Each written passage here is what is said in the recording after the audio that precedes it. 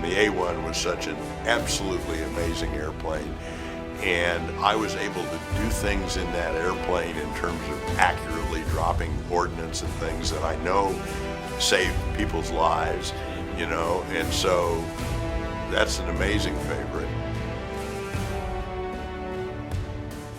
The Douglas A-1 Skyraider, a legendary attack aircraft, a lumbering giant, yet incredibly reliable in the sky.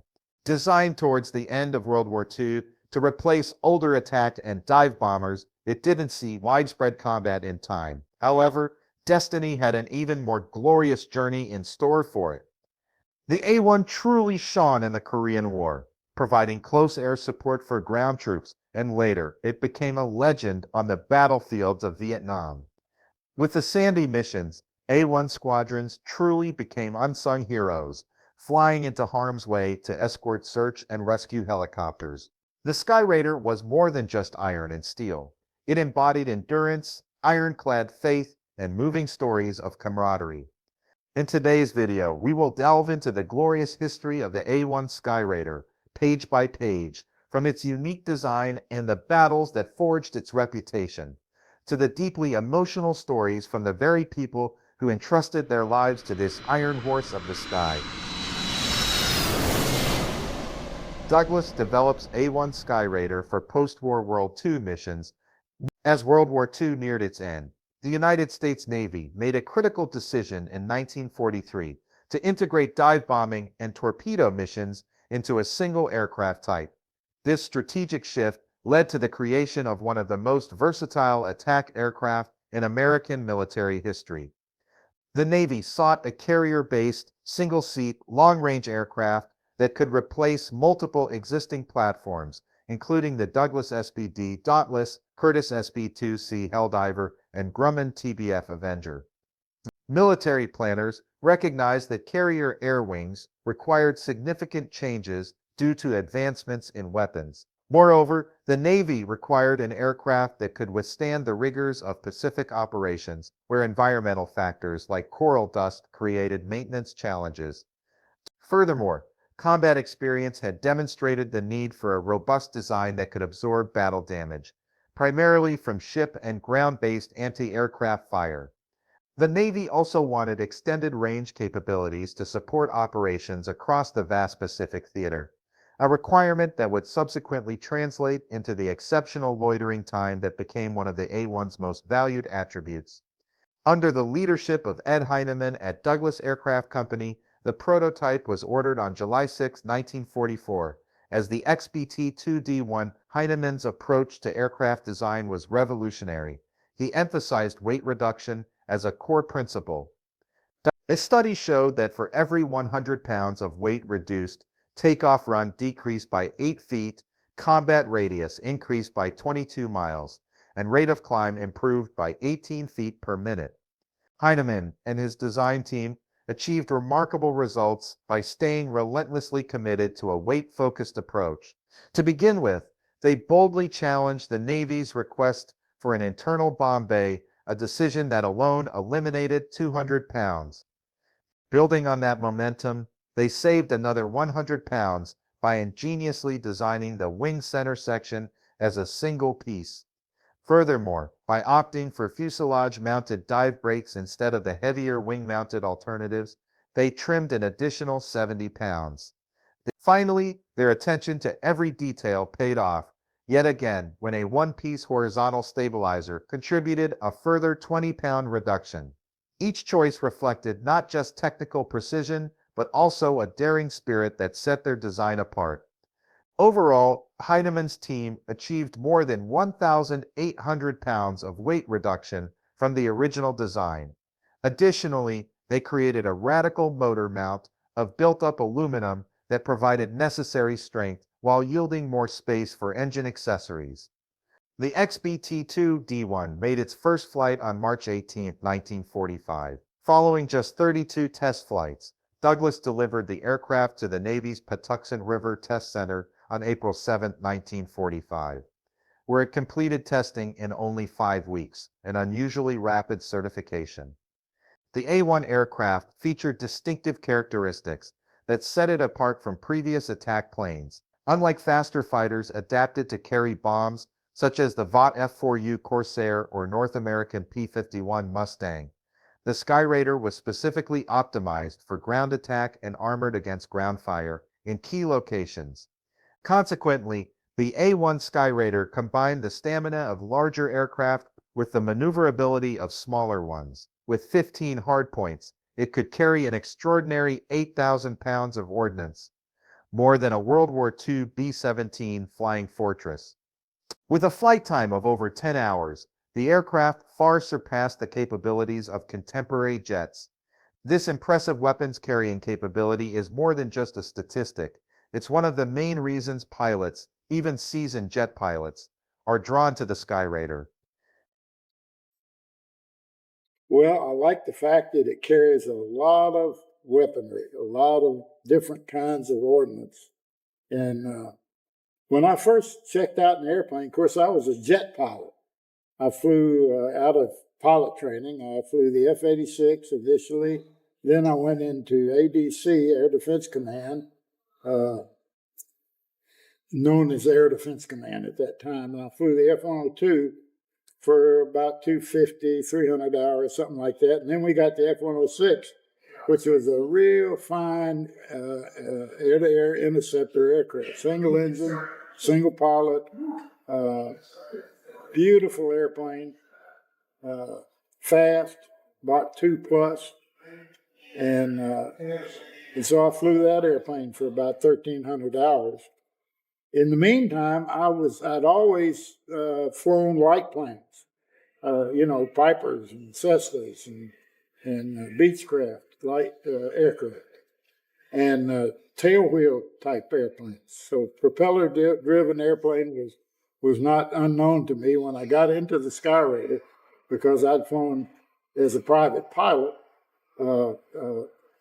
variations of light aircraft. So I knew tailwheels, had gotten my seaplane rating, as a matter of fact, and I just like to fly. I like to fly airplanes. So when I got in the A-1, which I volunteered for, by the way. At the same time, Heinemann incorporated innovative features like canvas boots that protected folded wings from environmental damage, yet could remain in place when wings were extended, simplifying maintenance. The Skyraider also featured a spacious fuselage with self-sealing rubber fuel cells that Heinemann called udder tanks, which reduced fuel leaks common in rigid metal tank arrangements. However, controlling the Skyraider with its powerful engine also had its own challenges, especially at low speeds.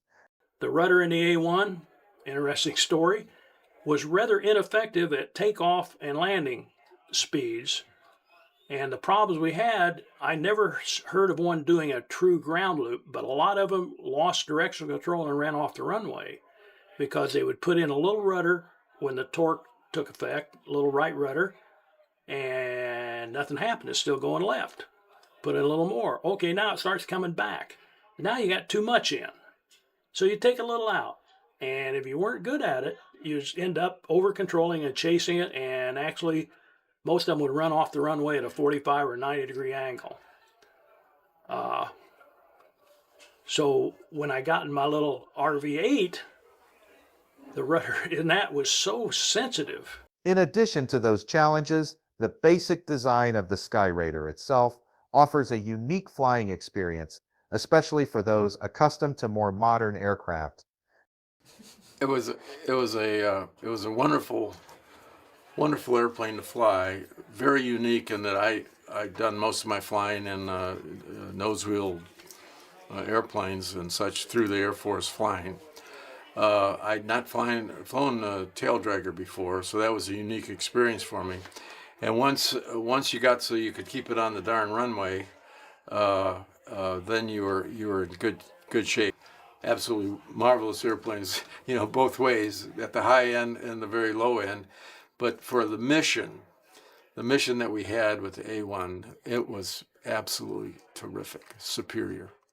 Originally designated the AD, the Skyraider would later be redesignated A-1 in 1962, when the Department of Defense standardized aircraft designations. Though designed for World War II requirements, The A-1 would ultimately prove its exceptional value in the conflicts that followed. Skyraider enters combat in Korea with devastating effect.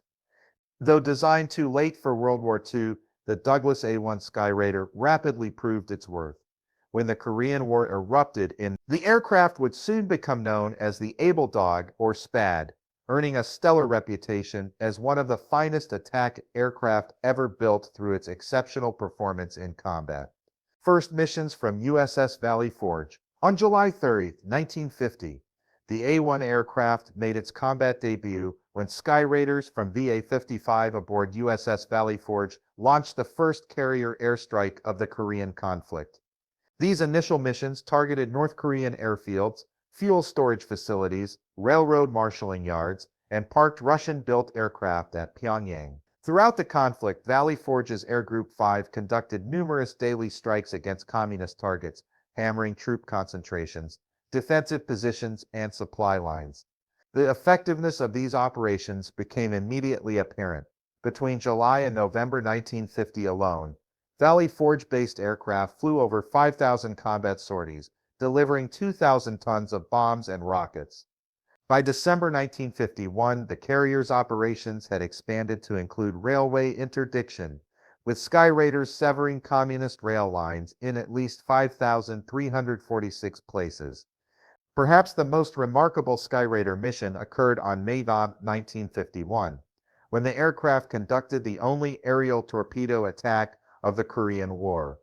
Chinese forces had captured the strategically important Huaqian Dam, raising concerns they might either release all water at once to flood United Nations positions or cut off flow entirely to allow their forces to ford the river.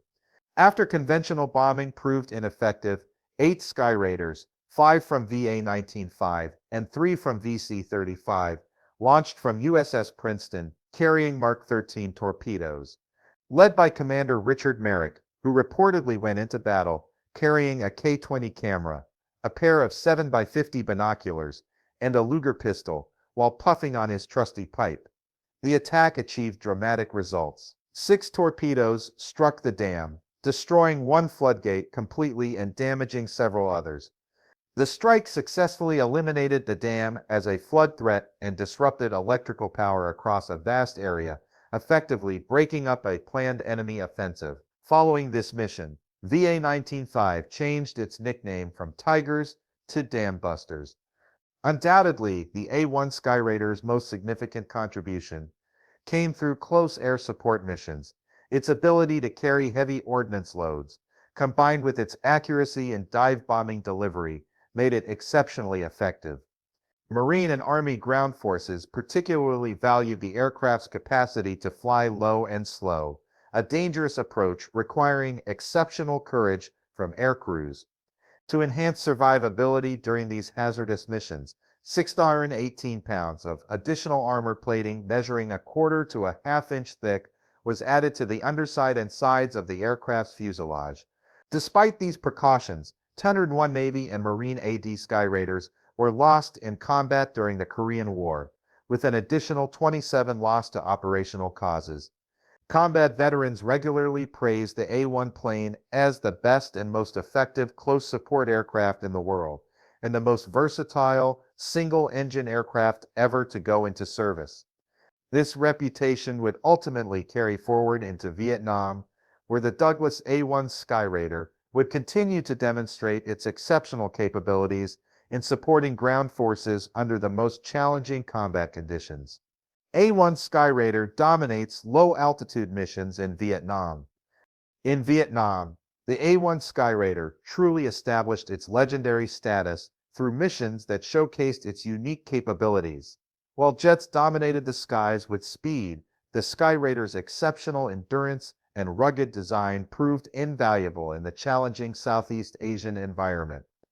Following the Gulf of Tonkin incident in August 1964, A-1 aircraft participated in the first American strikes against North Vietnam as part of Operation Pierce Arrow.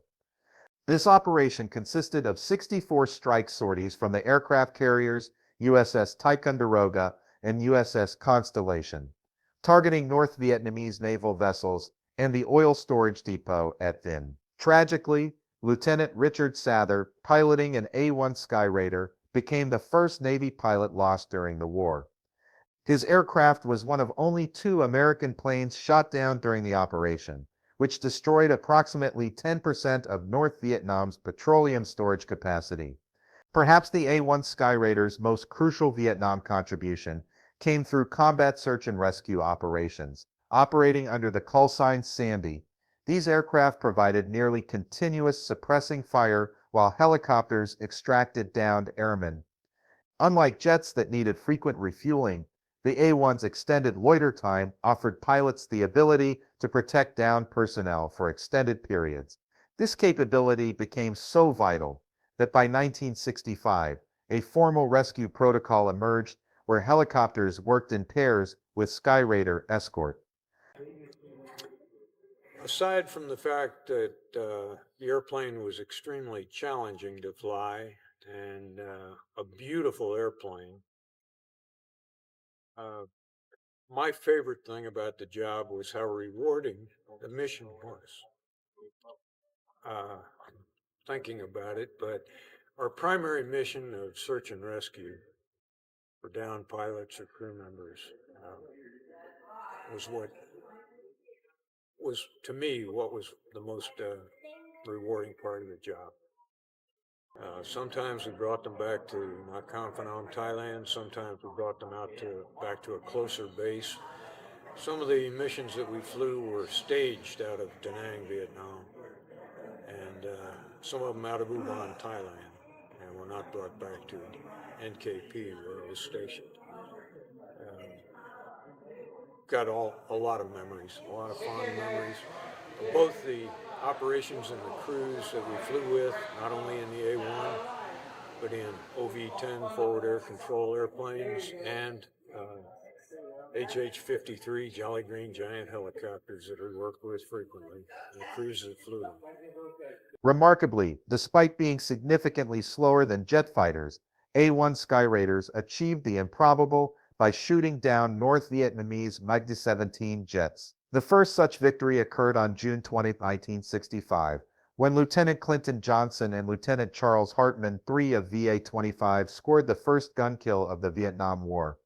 Their achievement was followed by another on October 9, 1966, when Lieutenant William Patton of VA-17-6 downed a MiG-117 while protecting a rescue operation. This accomplishment marked the last victory by a propeller-driven fighter over a jet in military history.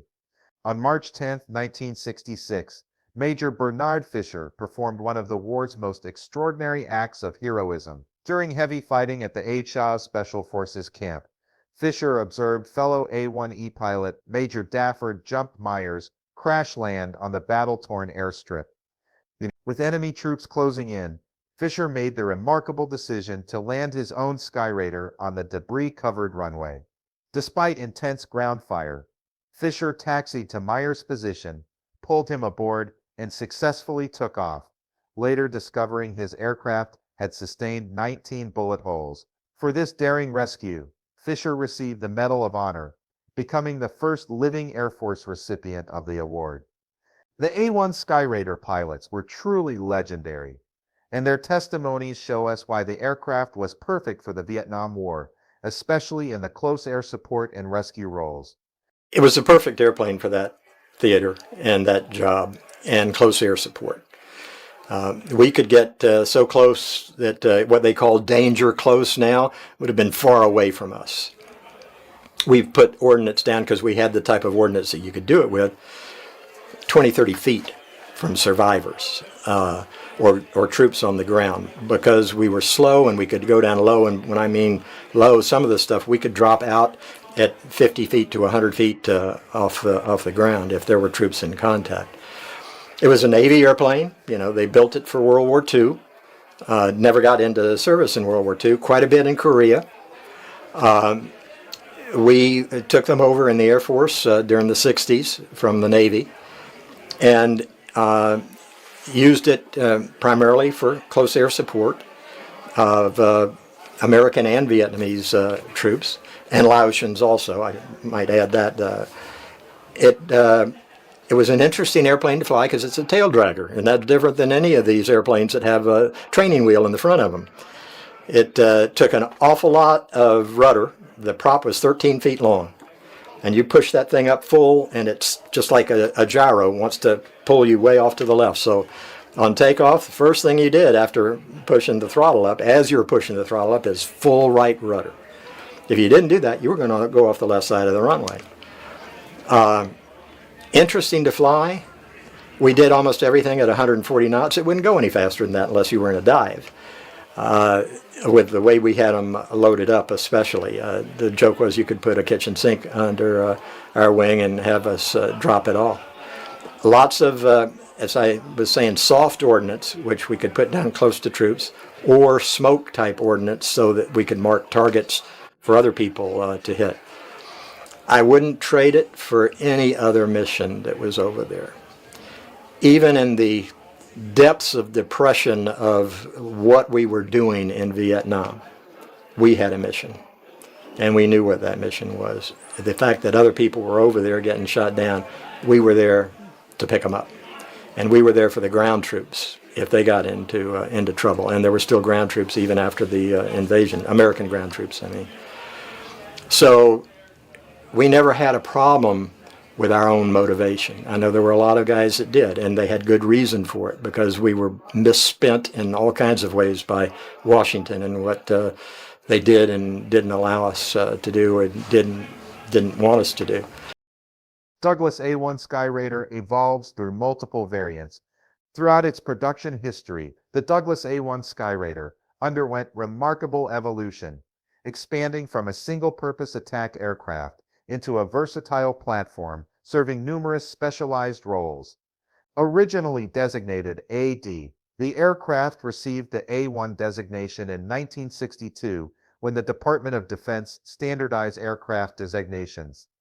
The Skyraider's development progressed through 7 main versions, each introducing significant improvements.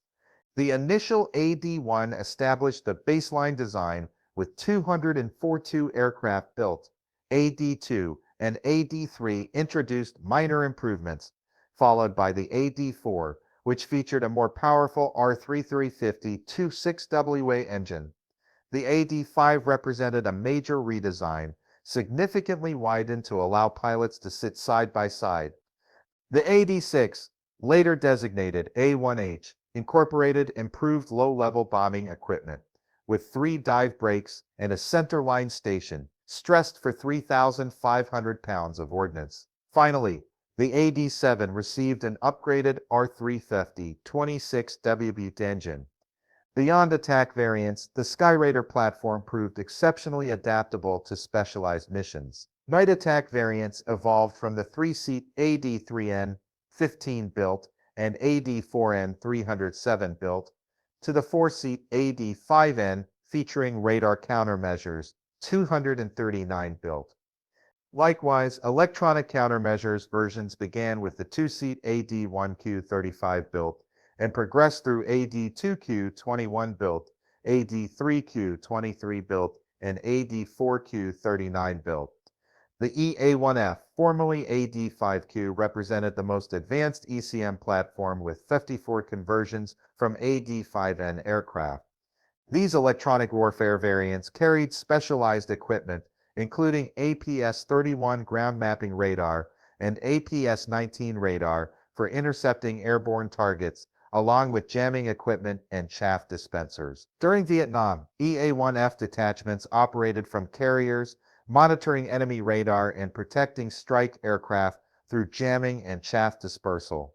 While primarily a Navy aircraft, the A-1E became particularly significant for the United States Air Force, first arriving at Bien Hoa Air Base in South Vietnam in May 1964.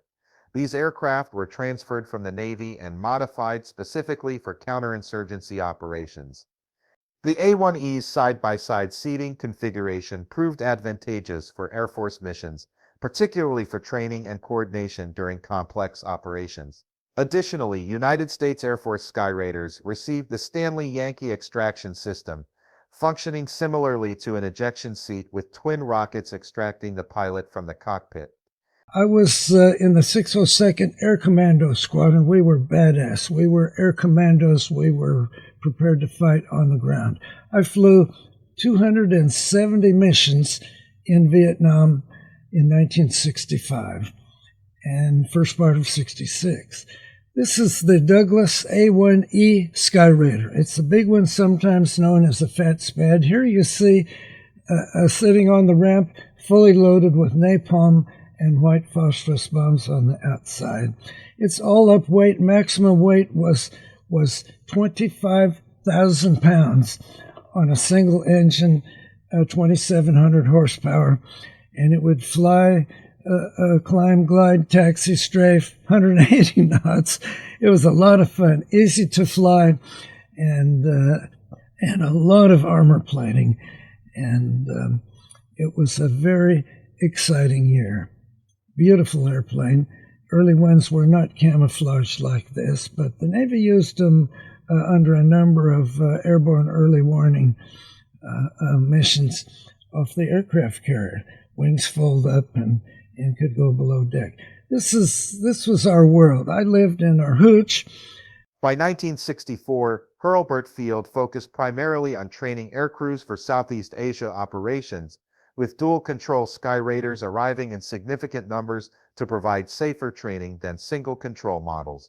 Accordingly, the A-1E's reliability was demonstrated when the 4,407th Combat Crew Training Squadron achieved 10,000 accident-free flying hours in 1969. Skyraider escapes Vietnam and finds new life in museums. With Saigon's fall imminent in April 1975, desperate South Vietnamese Skyraider pilots faced a life-or-death decision: either abandon their aircraft or escape with them. As North Vietnamese forces advanced southward, South Vietnamese A-1 pilots conducted final combat missions. Before planning their escape, Lieutenant Nguyen Lang of the 518th Fighter Squadron was credited with destroying 17 North Vietnamese tanks during early April 1970. Alongside combat duties, many pilots transported refugees. Major Ho Van Hien recalled he flew back to Bien Hoa with 25 people in the back of his A-1E. After Saigon's defensive perimeter collapsed, numerous pilots, including Hien, fled to U Tapao, Thailand, with A-1 aircraft packed with refugees. Upon landing, American personnel immediately applied United States insignia over South Vietnamese markings and confiscated weapons and flying gear from the arriving pilots. For many pilots, this confiscation was emotionally devastating after their harrowing escape. Of hundreds of Skyraiders that served in Southeast Asia, remarkably few returned to America. 4 surviving aircraft were extracted from Thailand and returned to the United States in 1980. One example, nicknamed Wile E. Coyote, initially languished before being acquired by the Santa Monica Museum of Flying. Following the museum's closure in 2002, a former Navy Skyraider pilot purchased and restored it to flying condition. Elsewhere, Buno 1346 Edo arrived in the United States around 1997. Initially stored at Davis-Monthan Air Force Base before being transported to the National Museum of the United States Air Force in 2010.